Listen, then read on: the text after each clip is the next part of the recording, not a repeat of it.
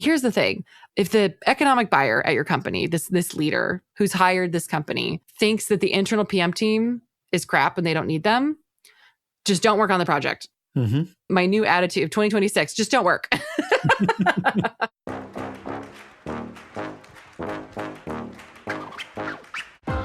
Welcome to the Project Management Happy Hour. Our aim is to share frank and honest discussion about real-world issues in project management, but do it in a way that's not too dry, though it might get a bit salty sometimes. PM Turf Wars, sharing your project with other project managers.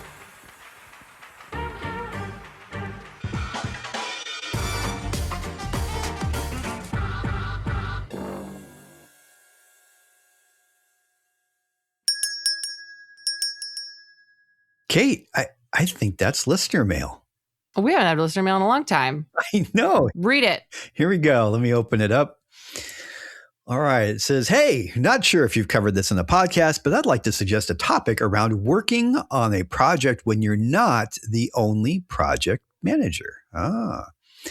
In most of my experience, I've been the sole project manager, but I've seen and currently working on a project where I'm the PM on the tech side of our company, and there's another PM on the business side of our company. And we're going to be joined by a PM on the vendor side for a really large project. I'm thinking of scenarios where there's a real need to collaborate, and it may or may not be happening. Thinking of turf wars, feel free to share tips, what's worked, and what could have maybe worked better. Thanks. Incredible. Okay, so the characters here are you, project manager, and business project manager. So there's tech project manager, business project manager, and then there's a vendor working with both of you. Yep. Okay. The first thing I think about is, what do each of these people want? I think that business project manager does not understand the technical side of things, really doesn't have any context on how long things are going to take, but really feels responsible for the business value of a project and probably wants a lot of credit, because the business PM needs a list of wins to feel good. And the vendor PM wants to make sure that they contractually deliver what they're obligated to deliver.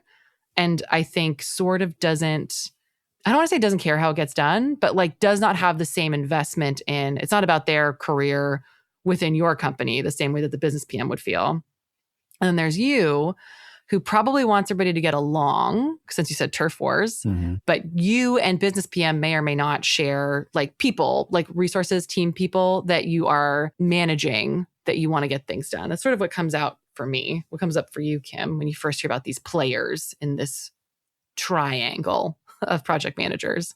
It almost sounds like a joke. A business project manager, an IT project manager, and a vendor PM walk into a bar. Right? Right. But initial off-the-cuff assumption is it's probably a business project, right? It's probably their project. They're probably sponsoring it because its business has to get funding for it. IT's involved probably to deliver some tech component internally that's needed, but they don't have all the technology, maybe supporting infrastructure. But then the vendor's probably coming in here to deliver some solution that they bought for the business or to help the business. And so I would expect probably the main sponsors to be more attached to the business, but the IT team, they're worried about maintaining the integrity of their internal systems, and they don't want anything else to break. And as you say, the vendor PM, they're worried about the commercials. And, you know, the way actually, let me step back. One of the ways I like to think about situations like this is I think one level up in a hierarchy. Like, what is the business PM's boss and what are they doing? What are they concerned about? What is the IT PM's boss? What are they thinking? Well, they're worried about the integrity of the infrastructure, not just the stupid project. And the vendor PM's boss, they're on the hook for the profitability of this project and making sure they have a satisfied customer at the end of it. I think that's a really apt way to think about it. I mean, the first thing that Kim and I talked about when we got this question, we were like, where's your racy? Yeah. Where's your racy? I think the first thing to do is to have a conversation. And I think, honestly, to call it out in the open, right? Be like, hey, we got 3 PMs working on this project. Want to make sure everybody gets what they need. I'd love to just sit down real quick and outline some quick roles and responsibilities and get us on the same page about who's going to be responsible for what. Because depending on the size of your org, right? A tiny org, somebody, it's like a company that's like under 1,000 employees, it could be like, it feels like overkill to have 3 PMs on a project. On a company that has 20,000 employees, it could feel like, thank God I have help. Thank God there's enough people to help me get this thing done. But the best thing to do would be sit down and put some roles and responsibilities down. And off the top of my head, I would really want to call out, I would want to understand what the vendor PM needs. What does the vendor PM need? Because they're going to be managing the people on the vendor side. And then they're going to have things that they need the company to do. So it'd be great to understand from the vendor PM what deliverables you're going to have, what action items you're going to be assigning to us so that you and the business PM can work out who has responsibility for those. On the business PM side, I'd be like, how can I make you successful? Obviously, this might be like a new integration where, like, if I don't know, you're integrating some new tool that's going to offer some new functionality to your customers. So the business PM is like, I want to see the revenue. You're like, I want to make sure this integrates with our systems. The vendor PM is like, I don't care who I talk to, so long as the integration gets done. So outlining, who's going to be responsible for which resources and which deliverables with the vendor PM is a great way, I think, to start the conversation that also feels like neutral, like you're not trying to take anybody else's space. Yeah, that's a really good point, because they're the ones that if they don't get what they need, it's going to cost the most money the fastest, cost the most pain if you don't set up your vendor for success and they start sending you change orders because you didn't give them what they needed from a dependency perspective. That's going to hurt. And then I like what you said initially when you just said, well, let's get together and talk about what do you need or what's important for you. And I think that's a really good way to start the conversation. A lot of times, tactically minded PMs like myself will sit down and say, hey, let's figure this out. And you start putting up, oh, you put the RACI up on the overhead. Let's start filling out the RACI before you start having the initial conversation and say, what's important for you to not happen? Mm-hmm. And having those higher level conversations first, that kind of the funnel approach, you start broad and then you work your way down. So I think that would be a piece of advice I would share for project managers, is to make sure you start high level and have a human conversation before you get down too deep. And you can even say things like, hey, I don't want to step on anybody's toes. And I want to get this project done as successfully as everyone else does, and if, dear listener, you are describing turf wars, I'm trying to put on my like bad actor hat here. Cause like the thing about a turf war is like somebody else is like stepping in to take responsibility for something somebody else is doing. And I don't want to say that I negatively think most people are lazy, but I think most people don't want to make more work for themselves. Or if they do want to do that, it's because they are, with all the love in the world, control freaks who want to be sure that the project is getting done well. And so I'm trying to be like, a bad actor then is somebody who's like, I just want to be in charge of everything.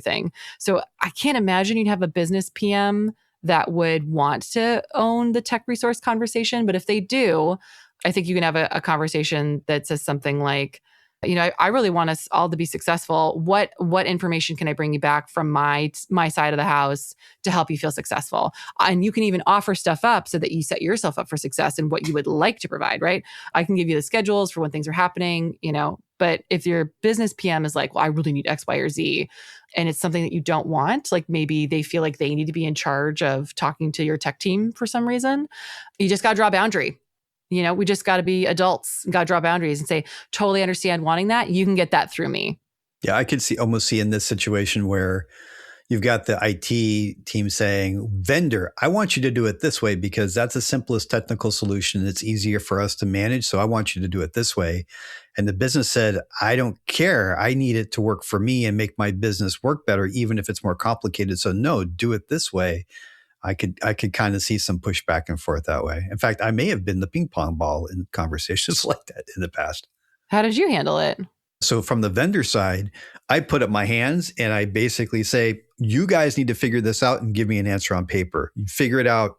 Sometimes I facilitate the battle. Sometimes I say, that's not my problem. I need a decision by this date or else I'm going to send you a change order, and I make it their problem. Yeah. I mean, I think that can also be a great use of the vendor PM is usually doesn't really have a stake in the turf war, right? Yeah. Usually the turf war is between you and the business PM. So if you want, leverage them as a neutral third party. You could go to them and be like, hey, I really want to get this project done, because you've talked to them at this point, right? What's success for you in this project? And they're like, well, I really need to have, all this UAT back on time. It's like, me too. I also want that UAT back. I'm struggling with my business counterpart. Would you mind like facilitating a conversation with us where we talk about this?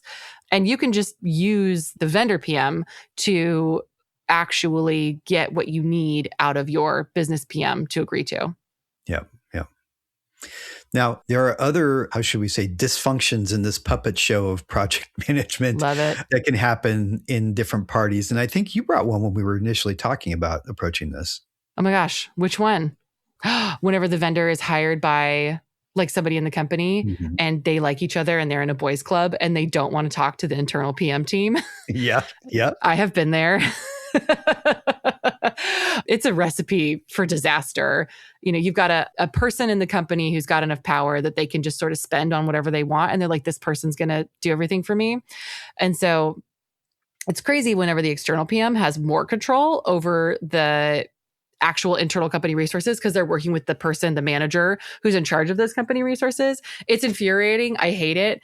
But, from a vendor perspective, they have the ear of the economic buyer. And, if they need a change request and that person can print money from your company, they don't care. The vendor PM doesn't care that they're not working with you. They're working with the person who can print money. So, and here's the thing. If the economic buyer at your company, this leader who's hired this company thinks that the internal PM team is crap and they don't need them, just don't work on the project. My new attitude of 2026, just don't work. I would ask your manager or the PMO, I don't know if you and business PM are in the same organization, if you're in separate parts of the company, put on a list of projects that your team is not touching. That's what I would say. Set a clear boundary. Like, hey, senior leader is running this project with this company. That's not a project that we've taken on. This works really great if you have project intake processes and, committee board reviews and things like that. You can put that on your whole project team's do not do list. Nobody's doing it. If you can't, if you don't have that power for whatever reason politically, you need to look like you're keeping charge of this because your project management team is the only way that reports project metrics up and that's funded through a project budget for whatever reason, then all you got to do, in my opinion, is to get on the external project managers, that vendor PM's distribution list for status reports, and just literally pass them on. That's how I'd handle that. Yeah, I see. I've seen this before. It's you get an executive, and they've got a connection with an outside consultancy, usually of some kind, and they're enthusiastic. Maybe they have a past relationship, and they're bringing consultants in to do some important work, and they'll just want to work directly with them. Or when they start, the consultants need some tactical things like, oh, I need access to this and I need this information. They'll say, oh, yeah. Let me get you a PM. Here you go. Go give them what they need. And you're right. You need to, as a PM, you need to draw a box around that and say, okay, I'm just giving you these. I'm not actually managing this project. I'm just giving you this information and drawing a box to protect yourself. Exactly. Yeah. So, because you got to make it somebody else's problem, right? You as the project manager, if the vendor PM for some reason has all the control, that's not your fault. There are people in your company that are telling those people to listen to the vendor PM, right? That's not, you know what I mean? That's just not, it's not your fault. You need other support. Make it other people's problem. The other problem that I have seen, I don't know if you've experienced this, I've been an internal PM a lot, done a lot of internal work, is a useless vendor PM. Oh God, I hate a useless vendor PM. I hope you're not listening to this podcast, you useless vendors. I hope you're not. And if you are, you need to be better. I need you all to step up. Sometimes a useless vendor PM is like, they're supposed to be providing you with information, timelines, guidance, or whatever, and you are just managing the entire project. And sometimes that is the nature of the work. It's like, oh, we're doing this integration, and that PM is just there to be like, our resources are here, go do it. I hate working with people like that. It's like, why bother talking to them? And what I will say is, if you genuinely are not getting any value out of the project manager, you can go to the vendor and be like, I don't think we need this project manager because they aren't doing anything for us. That will make the vendor do one of two things. They will go talk to their project manager and make them be better, or they will say, okay, and then change their hours around and give you more hours out of the, consultants that you need. Maybe they'll give you a discount on something else. Like, there is a way to negotiate, but that's only if the vendor is being truly useless. If they're being a truly useless vendor, that's the only time you want to do that. Sometimes it's like, I need this PM to step up, or I won't pay for the PM anymore. That can also be a good way in. If you're just like, why is this person here? Like, I manage the schedule, I manage everything. Like, the vendor PM should at a minimum be helping you with the schedule, helping you understand what deliverables are needed, helping you understand what the next step in the process is. They should be helping you with those things. If they aren't at a minimum doing that, then they are useless. And it's fine to be like, don't work with me anymore. Kate.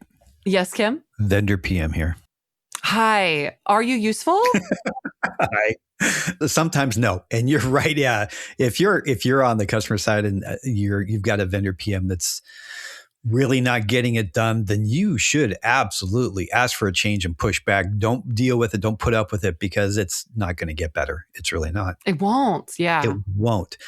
What I would typically do is if that happened is I would say, understand what's going on with the PM, whatever, and then probably trade them out, worst case, comp some hours and do whatever. But being on the vendor side, I have had in my career several times where I go to a customer, we've got sophisticated technical solution and I've always been very engaged, almost a business analysis as well, business analyst, sometimes even being technical and doing some technical things as well, but very hands-on with my team, and we have to put together a solution. And I've been on customer engagements where we get started and they say, well, why would I pay for a project manager? I have a project manager. I don't need you. And we would talk to them in the scoping. And then finally, I've actually had conversations like this where I say, okay, if you don't want me to manage my resources to a project plan and deliverables, then we will shift this to a time and materials engagement. I can give you body shop resources and you can direct them to do whatever you want to, but I'm going to take no responsibility as a company for getting any deliverables done at any point in time because I'm not managing the resources. Do you want to do that? Because if I and my team are going to be held accountable to delivering a fantastic product, to meeting all these deliverables by certain timeframes, I have to be able to plan that.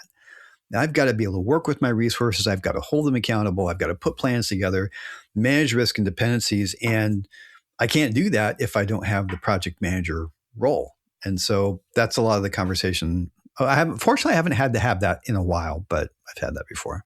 Yeah. Yeah. I think enough people have been like, no, I get it. There's got to be somebody managing the work because that's just what you need. Yeah. Have you ever worked with a useless internal project manager? I wouldn't know what that's like because I'm so useful. Yeah, I have way too often. And the worst ones are the ones that don't do anything and they won't let you talk to anybody else who would actually potentially do something. Oh yeah. I've definitely played that part with I've been like, no, you can talk to me. Shut up, talk to me. Yeah. I've been useless, but I've been useless on purpose strategically. It can happen. Yeah. What do you do when that happens? I start documenting. I pull out my RAID log. I need this dependency by this date, and you, project manager, are assigned to that. If you don't give it to me by this date, I'm raising an issue or a change order. And I'm going to communicate this to everybody I can on your side and my side, which may not be a big circle, but at least now I've got some documentation and I'm able to let them know I'm going to hold them accountable if they don't do what I need. Yeah, and like one of the things you said is you were like an audience bigger than just the PM. And like, going back to that conversation in the beginning, right, of a project with these three PMs, the tech, the business, and the vendor. I mean, one thing I'd be curious about is like, who bought this project on, who bought it, right? Did the business buy it? Did the tech side of the house buy it? Who bought it? And who's funding it? Because that's the person who's it's going to matter to the most. Yeah. Right. And so I know that whenever I have been the useless internal PM, it's been because it's been on purpose. You know what I mean? It's been like, you can't talk to anybody because like you vendor PM are confusing or like, this is not as important as other projects that we have going on. Somebody else bought this and I actually have something that's more important to be happening. Like that's whenever I've limited it. And I totally understand hating working with me whenever I'm like that, because I can be quite a wall. Nobody gets anything. I am the arbiter of who gets what. Screw you. Who run Bartertown? I run Bartertown. That's me. But I think that at the beginning of the project, it's important for all three of these PMs to talk with the person who bought it, which would be the executive sponsor or whoever they've tapped to run it after they paid for it, to make sure that you're aligned with the goals of what they want. And that should honestly drive everything else, right? If the business bought it, the business should be the final decision maker on a lot of things, but then you might need to have some pushback on the tech side when a decision meets, like, If the business bought it, then you need to make sure to get the requirements in business language so that the tech side can meet the business requirement. I don't know if the business side needs to get as specific as like who's running SMTP servers or what types of architecture are acceptable for a final solution. That doesn't sound like a business problem to me. It sounds like a technical problem, which means you need a business requirement, which would be something like it must operate at a certain speed, it must offer a certain performance improvement, it must offer a certain set of features, and then make those features not tech dependent. And then you can provide that your service, your deliverables meet that requirement. That's how I would want to work with them in the beginning, because whoever bought this, whoever paid for it, does not know how it's going to get done, and honestly doesn't care as long as they get the outcome that they want. And I think that actually circles back and helps answer our original question, because if IT bought this and the business PM is there just to manage business impact, then the IT PM, they don't get to set all the rules, but they're kind of more of the boss because it's their project. Same way if it's the business side, and we all know it's not the vendor, but they just have to play along. And so there you go. Yeah, awesome. But you still have to have that RACI because there's still a role for everybody. But yeah. And whether it's a RACI or roles and responsibilities, because like sometimes I think a RACI can be a little bit tedious for things like this. It can be actually hard to use a RACI here. Look at me. I'm like going back on my word earlier. But if you are going to do responsible and accountable, I might do like responsible for business requirements, and like that might be like responsible for providing and clarifying what business requirements are, something like that, right? Would be the business PM. Responsible for delivering tech solutions that meet business requirements, tech PM. I mean, you can write it like that. And other people might be like, oh, but I don't write the requirements. And it's like, okay, then it's providing the document that contains these requirements is what you're responsible for. You know what I mean? I do. And Kate, what's up? Do we have a RACI for our listeners that they can download? Probably. I can give you a RACI. Do you guys want a RACI? I hear them saying, what's a RACI? You should give me a RACI. Yeah. Well, I mean, if you want all of our templates, you could become a member. Become a member. Give my templates. But we can give them a RACI. Do you guys want a RACI? You can go to pmhappyhour.com/RACI and get your RACI from us today. At some point, this is going to have to all get consolidated to make this easier because this is too many things to remember. But if you want to get a RACI that we've used before, you can go to pmhappyhour.com/RACI and we'll give you one. How do you spell RACI? RACI. RACI. Well, that was great listener mail. I want you guys, if you're listening and you've got other questions for us, we love to answer these questions. They're great. They're great topics, not just for you, but probably for a lot of other project managers out there like today's. Yeah. And I guess if you want to make us, make you things, send us questions and then we'll make you things like a RACI. Awesome. All right. pmhappyhour.com/RACI, RACI. Kim. Yes. Cheers. Cheers, Kate. And that's our show. Thanks for listening. If you liked our show, please leave a review and a comment on iTunes or wherever you get our podcast. Your review really does mean a lot. And if you want to check out our membership site and all of our cool content there, you can check that out at pmhappyhour.com/membership. If you want to talk to us directly about project management, PM consulting, training, or whatever, our contact info is on our website under About Your Hosts, or you can just hit us up on our Facebook site at PM Happy Hour. You'll find we're really pretty easy to get a hold of there. And that's it for today. Good luck with your projects, and we hope to catch you again at the next PM Happy Hour. Cheers.